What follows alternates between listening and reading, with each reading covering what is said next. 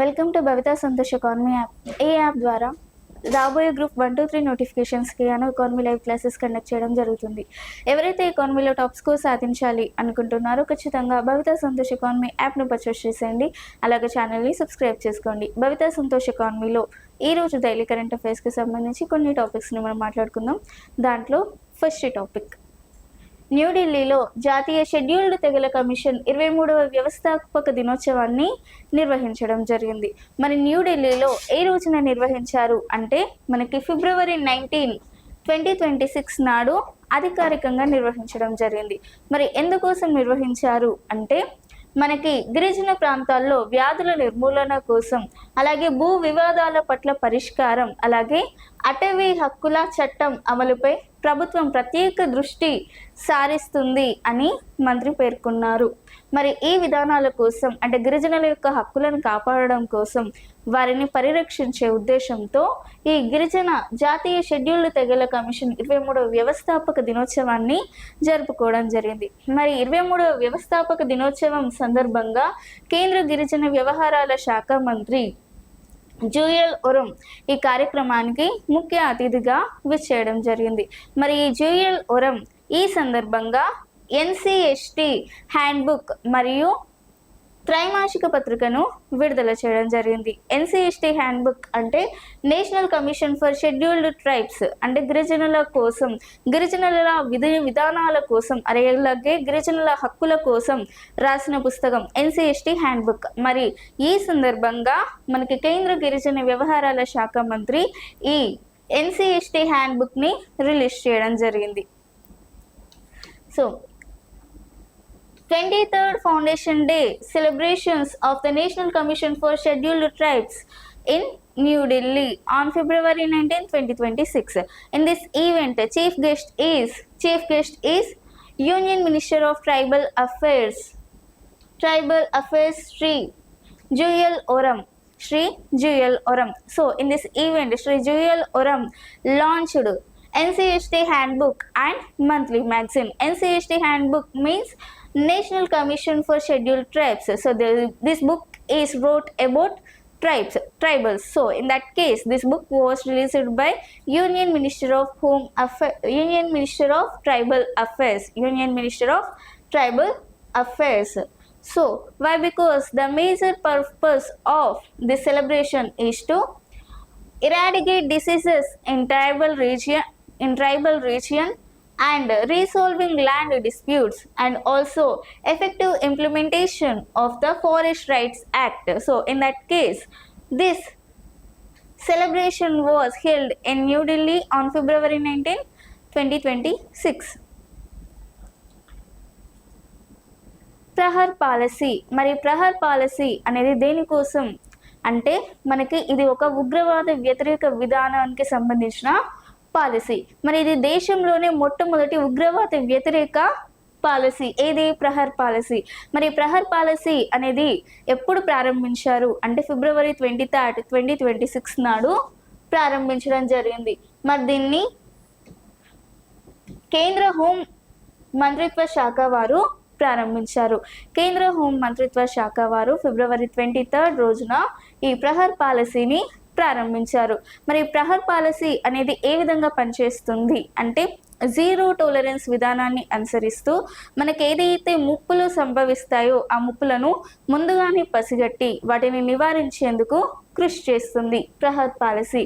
అంటే మనకు ముప్పులకు సంబంధించిన విషయాలను ముందుగానే తెలుసుకొని అడ్డుకునే విధంగా ఈ ప్రహర్ పాలసీని రూపొందించడం జరిగింది. So Prahar policy. Prahar policy is India's first national counter-terrorist policy or terrorism policy. So it was inaugurated by Union Ministry of Home Affairs on February 23, 2026. So in this case, the main purpose of this Prahar policy is to eradicate in fast and easy way. So this Prahar policy, following zero tolerance policy and to identify in very fast way, in prevent and detect threats in fast way. In this case, this Prahar policy was introduced. And this is about Prahar policy. Next El Mencho హత్య ఈయన Jalisco new generation Cartel యొక్క నాయకుడు, నాయకుడు అయిన ఎల్మాన్చో రీసెంట్గా హత్య కావడం జరిగింది.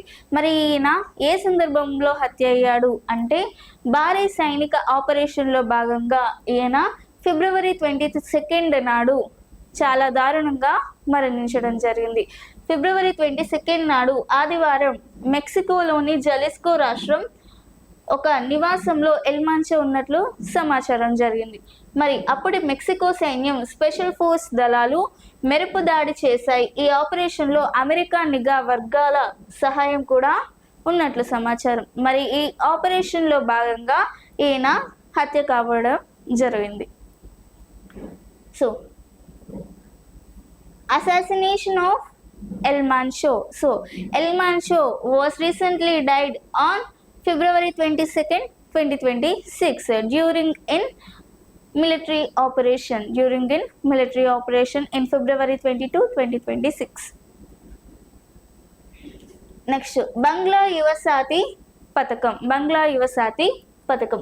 మరి పశ్చిమ బెంగాల్ ప్రభుత్వం February 2026 నాడు ఈ బంగ్లా యువసాతి పథకాన్ని ప్రారంభించడం జరిగింది. మరి ఈ బంగ్లా యువసాతి పథకం అనేది దేనికోసం అంటే నిరుద్యోగ యువతకు ఆర్థికంగా బలోపేతం చేసే ఉద్దేశంతో ఈ బంగ్లా యువసాతి పథకాన్ని ప్రారంభించారు. అంటే ఆర్థికంగా బలోపేతం చేయడం అంటే ఇప్పుడు ఎవరైతే ఉద్యోగ అన్వేషణలో ఉన్నారో, అలాగే ఇంకా ఎవరైతే నైపుణ్యాభివృద్ధి శిక్షణలను తీసుకుంటున్నారో వారి కోసం ఆర్థికంగా సహాయం అందించే ఉద్దేశంతో ఈ బంగ్లా యువసాతి పథకాన్ని ప్రారంభించడం జరిగింది. మరి ఈ పథకంలో భాగంగా వారు నెలకి దాదాపుగా 1500 రూపాయల వరకు తమ ఖాతాలో జమ చేయడం జరుగుతుంది. మరి ఎవరైతే ఈ పథకానికి అర్హులుగా ఉన్నారో వారికి 1500 వరకు జమ చేయడం జరుగుతుంది. మరి ఈ పథకానికి ఎవరు అర్హులు అంటే దాదాపుగా 21 సంవత్సరాల నుంచి 40 సంవత్సరాల వరకు ఉన్న యువత. మరి అందులో ఎవరైతే 10వ తరగతి క్వాలిఫికేషన్ ఉన్న వాళ్ళకి 10వ తరగతి క్వాలిఫికేషన్ అనేది మినిమం. మరి 10వ తరగతి క్వాలిఫికేషన్ తర్వాత ఎవరైతే బెంగాల్ యొక్క శాశ్వత నివాసి అయి ఉండాలి, అలాగే వారికి 5 సంవత్సరాల వరకు ఈ పథకం అనేది లభిస్తుంది. అంటే 21 నుంచి 40 సంవత్సరాల వరకు ఎవరైతే ఉన్నారో వారి కోసం ఇచ్చే పథకం బంగ్లా యువసాతి పథకం. అంటే ఈ పథకం అనేది ఆ యువతకి దాదాపుగా 5 ఏళ్ల వరకు వర్తిస్తుంది. So Bangla Yuvasathi scheme. was introduced by West Bengal. Why? Because to provide financial assistance to educated unemployed youth. So to provide financial assistance to educated unemployed youth. So in that case, West Bengal was introduced to the scheme, Bangla Yuvasati scheme. So in this scheme, eligible candidates received 1500 per month. So and funds are transferred directly to the beneficiary bank account via direct to benefit transfer. So this assistance continues for a maximum of 5 years. So the eligible candidates, the age limit will be 21 to 40. So and minimum qualification is 10th. So this is the Bangla Yuvasati scheme. Next, National Monetization Pipeline 2.0. మరి national monetization pipeline 2.0ని మనకి February 2026లో ప్రారంభించడం జరిగింది. మరి February 2026లో కేంద్ర ఆర్థిక మంత్రి ఈ national monetization pipeline 2.0ని ప్రారంభించారు. మనకి ఇది 2వ దశ. మరి మొట్టమొదటి నేషనల్ మానిటైజేషన్ పైప్లైన్ 2.0ని మనకి 2021లోనే ప్రారంభించారు.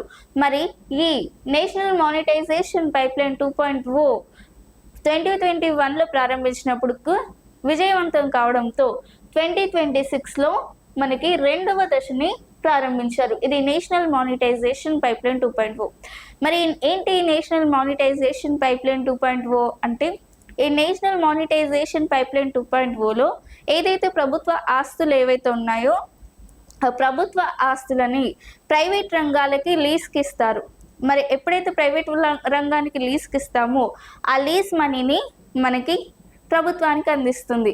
ఆ లీజ్ డబ్బులతో ప్రభుత్వం మనకి కొత్త మౌలిక సదుపాయాలను నిర్మించడానికి ఉపయోగిస్తారు. మరి ఈ విధంగా మొదటిగా 2021లో ప్రారంభించారు.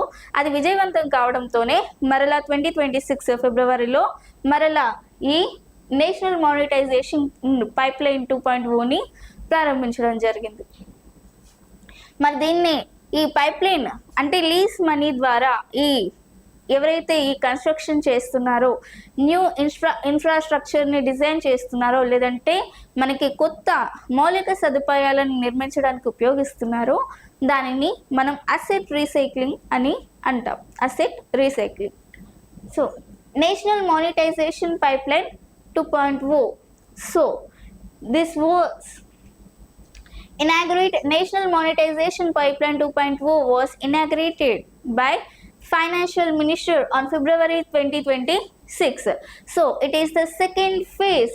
It is the second phase of National Monetization Pipeline 2.0. So the first phase of National Monetization Pipeline 2.0 was inaugurated on 2021. So in that 2021 it was successful. So in that case this second phase was inaugurated on February 2026.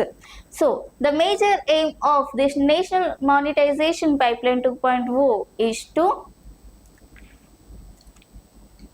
provide or construct new infrastructure buildings with leasing money.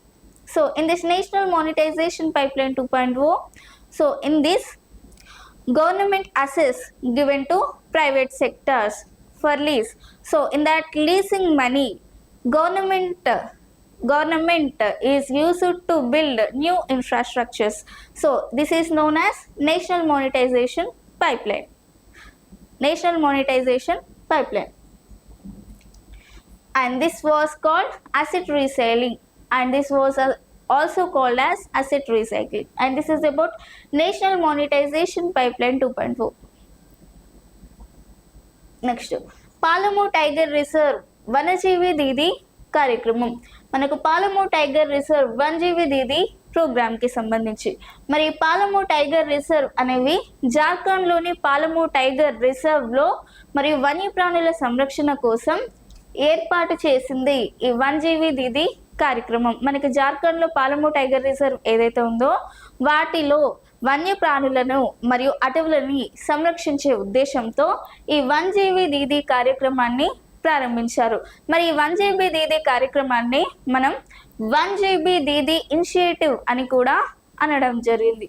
మరి ఈ వనజీవి దీది కార్యక్రమం ఏదైతే ఉందో ఈ వనజీవి దీది కార్యక్రమం అనేది అటవీ సరిహద్దులో నివసించే మహిళలు ఎవరైతే ఉన్నారో వారిని రాయబారులుగా మార్చి అడవులను సంరక్షించే ప్రయత్నాన్ని చేయడం జరుగుతుంది. మరి ఏ విధంగా అంటే ఇప్పుడు జార్ఖండ్ అడవులలో లేదంటే జార్ఖండ్ అడవుల చుట్టుపక్కల ఏరియాలు ఏవైతే ఉన్నాయో ఆ చుట్టుపక్కల ఏరియాలోని మహిళలను సెలెక్ట్ చేసి వారిని రాయబారులుగా మార్చి అడవులలో ఉండే ఏదైతే వన్యప్రాణులను కానీ అటవులను కానీ హింసించే ప్రయత్నం చేశారో ఆ ఇన్ఫర్మేషన్ని డైరెక్ట్గా ప్రభుత్వానికి కానీ ఆ వైల్డ్ లైఫ్ శాంక్చురీస్కి కానీ అందిస్తుంది. మరి ఈ విధంగా అందించడం ద్వారా మనకి వైల్డ్ లైఫ్ని కాపాడవచ్చు అనే ఉద్దేశంతో ఈ ప్రయత్నాన్ని చేయడం జరుగుతుంది. ఇది వనజీవి దీది కార్యక్రమం ద్వారా. అంటే మహిళలు రాయబారులుగా మార్చి వన్యప్రాణులను అటవీలను కాపాడే ప్రయత్నాలు చేస్తున్నారు. మరి ఇందులో భాగంగా ఈ పాలము టైగర్ రిజర్వ్ చుట్టుపక్కల ఏరియాస్ ఏవైతే ఉన్నాయో అందులో 17 గ్రామాల నుండి ప్రతి గ్రామానికి 18 మంది మహిళలను ఎంపిక చేసి ఆ ఎంపిక చేసిన మొత్తాన్ని ఈ పాలము టైగర్ రిజర్వ్కి అంబాసిడర్లుగా మార్చారు. అంటే 17 ఊర్ల నుంచి ఒక్కో గ్రామానికి 18 మంది మహిళలు అంటే దాదాపుగా 300 మందిని సెలెక్ట్ చేయడం జరిగింది. సెలెక్ట్ చేసిన వారందరూ ఈ రిజర్వ్ చుట్టూ అంబాసిడర్లుగా మారి ఆ వైల్డ్ లైఫ్కి ఏమి కాకుండా కాపాడే ప్రయత్నం చేయడం జరుగుతుంది. మరి దీన్ని 1GB దీది కార్యక్రమం లేదంటే 1GB దీది కార్యక్రమం అని అనడం జరిగింది. Palamu tiger reserve 1GB Didi programme. So Palamu tiger reserve 1GB Didi programme, it is also called as 1GB Didi initiative. 1GB Didi initiative. So the major purpose of this 1GB Didi program is to protect wildlife in Palamu Tiger Reserve. In this case, they were inaugurated 1GB Didi program. 1GB Didi program. So in this program was held on February 17, 2026. So in this, the major purpose of this event to eradicate and prevent wildlife in Palamu Tiger Reserves, and also the women are there in surrounded areas of this reserve are converted to ambassadors. So they were used to protect this wildlife in this Palamu Tiger Reserve. So approximately out of 17 villages surrounded areas of this reserve, out of 17 villages selected 18 women of every village. So around 300 women were selected in this 1GB Didi program. So 300 women, there are educated women are selected for this 1GB Didi program to protect wildlife in Palamu Tiger Reserve. And this is about Palamu Tiger Reserve 1GB Didi program. Next ఆంధ్రప్రదేశ్లో anuria మరణాలు. మనకి రీసెంట్గా anuria మరణాలు ఎక్కువగా జరుగుతున్నాయి. మరి anuria మరణాలు అంటే ఏంటి అంటే మూత్రపిండాలకు వచ్చే వ్యాధి. అంటే మనకి కల్తీ పాలు సేవించడం ద్వారా మూత్రపిండాలు దెబ్బతిని మనకి మూత్ర విసర్జన సరిగ్గా లేక ఈ అనూరియా లక్షణాలను వచ్చి మరణించడం జరుగుతుంది. అనూరియా లక్షణాలు అంటే మనకి కల్తీ పాలు సేవించడం ద్వారా మూత్రపిండాలకి ఎఫెక్ట్ పడి మూత్ర విసర్జన సరిగ్గా లేక మరణిస్తారు. మరి ఈ మరణాలు ఎక్కడ సంభవించాయి అంటే మనకు ఆంధ్రప్రదేశ్లో తూర్పుగోదావరి జిల్లా రాజమండ్రిలో ఎక్కువగా ఈ అనూరియా మరణాలు జరగడం జరిగింది. మరి కల్తీ పాలు తాగడం ద్వారా అంటే ఇప్పుడు ఎవరైతే పాలను సరఫరా చేసే వ్యక్తి ఉంటాడో ఆ పాలు ఇంకా తెల్లగా ఉండడానికి ఇంకా స్వచ్ఛంగా ఉండడానికి ఏదైనా రసాయనాలు వాడి ఉండవచ్చు. మరి ఆ రసాయనాల ద్వారానే ఈ అనూరియా అనే లక్షణాలను వచ్చి మరణిస్తున్నారు అని చెప్పి ప్రభుత్వాలు అంచనా వేయడం జరుగుతుంది. మరి అనూరియా లక్షణాలు అనేవి కల్తీ పాల వల్ల రావడం జరుగుతుంది. So deaths due to anuria in Andhra Pradesh. Recently many tragic outbreak of anuria in Rajamandri has been linked to the consumption of suspected adulterated milk. So in that case during anuria symptoms a lot of people were died in Rajamandri in Turpu Godavari district in Andhra Pradesh.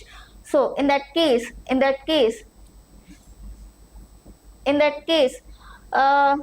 government was suspected that health officials suspected the milk was contaminated with the harmful chemicals. So health officials suspected that milk was contaminated with the harmful chemicals. So in that case, anuria symptoms was came and lot of peoples were died in this issue in Rajahmundry. And this is about deaths due to anuria in Andhra Pradesh. And 2025లో UNESCO Asia Pacific సాంస్కృతిక వారసత్వ పరిరక్షణ award. మరి 25లో UNESCO Asia Pacific సాంస్కృతిక వారసత్వ పరిరక్షణ award అనేది దేనికి లభించింది అంటే మనకి మహారాష్ట్రలోని వసాయిలో ఉన్న అవర్ లేడీ ఆఫ్ గ్రేస్ కేథడ్రాల్కి మనకి ఈ యునెస్కో ఆసియా పసిఫిక్ సాంస్కృతిక వారసత్వ అవార్డు అనేది లభించింది. మరి ఇది Our Lady of Grace Cathedral అనేది మనకి 16వ శతాబ్దం నాటి నుండి ఉంది. 16వ శతాబ్దం నాటి నుండి ఉన్న ఒక కట్టడం. అంటే దాదాపుగా పోర్చుగీసు వాళ్ళు ఉన్న కాలం నుంచి ఉన్న కట్టడం Our Lady of Grace cathedral.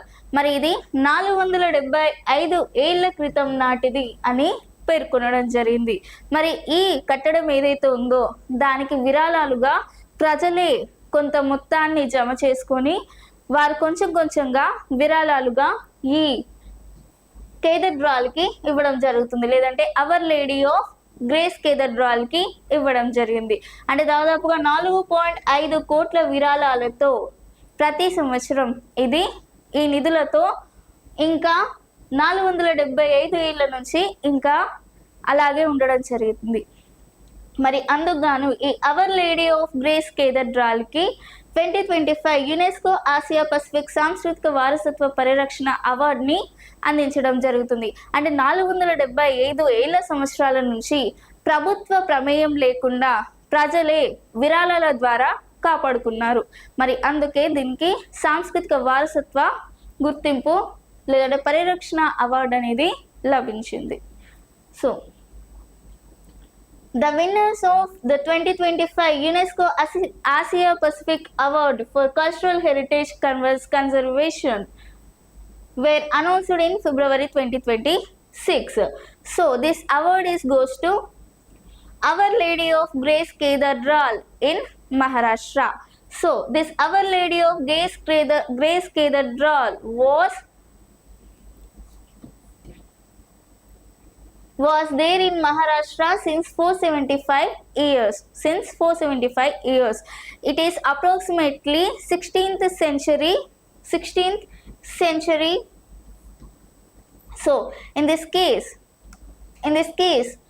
this Our Lady of Grace Cathedral got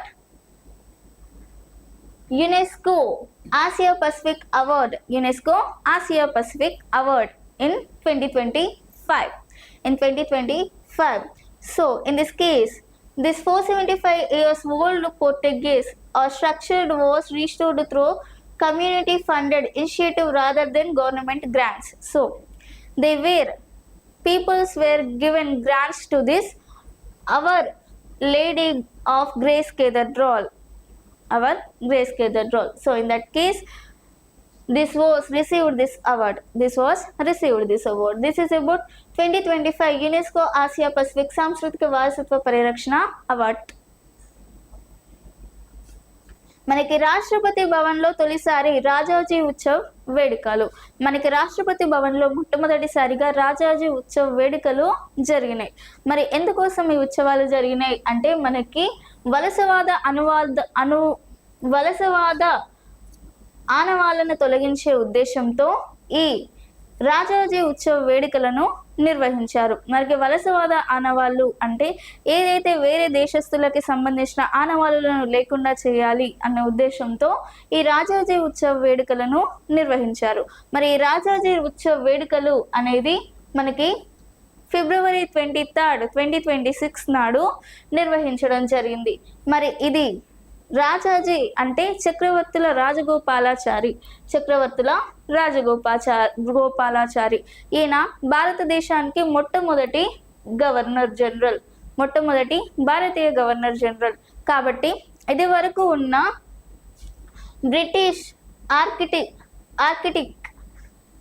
architect Edwin Lutyens ఎవరైతే ఉన్నారో, ఇదివరకు ఉన్న బ్రిటిష్ ఆర్కిటెక్ట్ ఎడ్విన్ లూటియన్స్ ప్లేస్లో మనకి రాజాజీ విగ్రహాన్ని ఏర్పాటు చేయడం జరిగింది.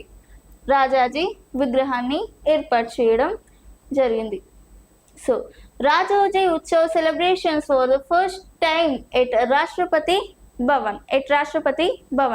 So this celebration was held in Rashtrapati Bhavan in February 23rd, 2026. So the major aim as a part of border effort to remove colonial wastages, the Raja Utsav was celebrated for the first time in Rashtrapati Bhavan in February 2026. So in that case, the main celebrations took place in February 23rd, 2026. So in this occasion, President Draupadi Murmu inaugurated Chakravarti Rajagopalachari statue, replacing Edwin Lutyens, who is British architect. And this is about Rajaji Utsav celebrations was held in Rashtrapati Bhavan in February 23rd, 2026.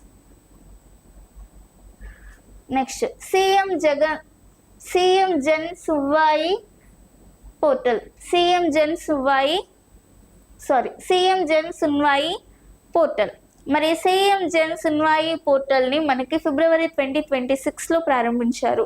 మరి ఈ portal అనేది మనకి mobile app.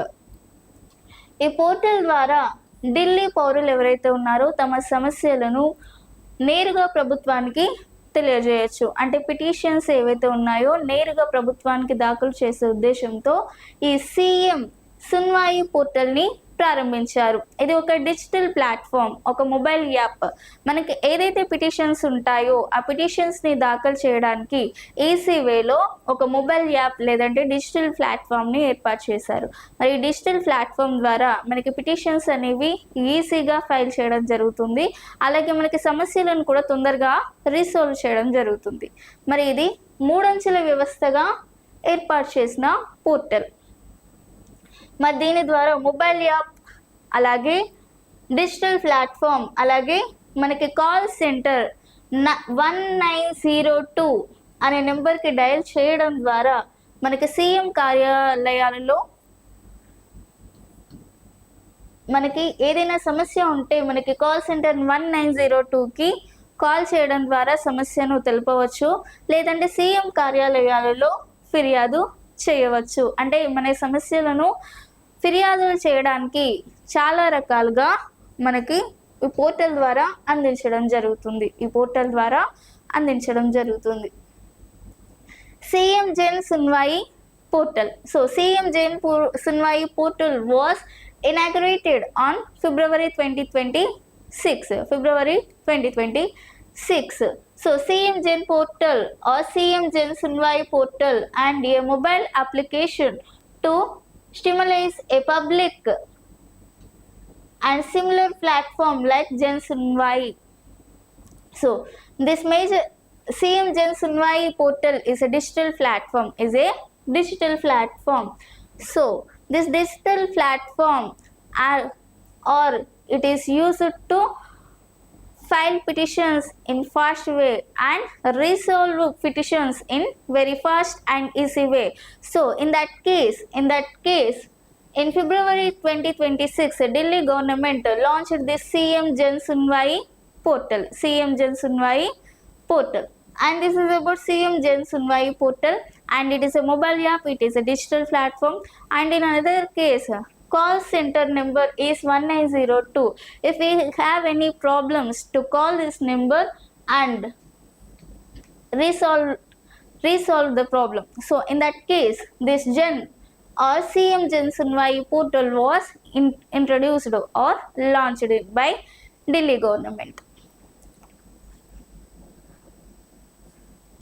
మరి ఇది ఈరోజు daily current affairs. మీకు ఇలాంటి topics ఇంకా కావాలి అనుకుంటే ఖచ్చితంగా భవితా సంతోష్ ఎకానమీ యాప్ని పర్చేస్ చేసేయండి. అలాగే ఛానల్ని సబ్స్క్రైబ్ చేసుకోండి. Thank you.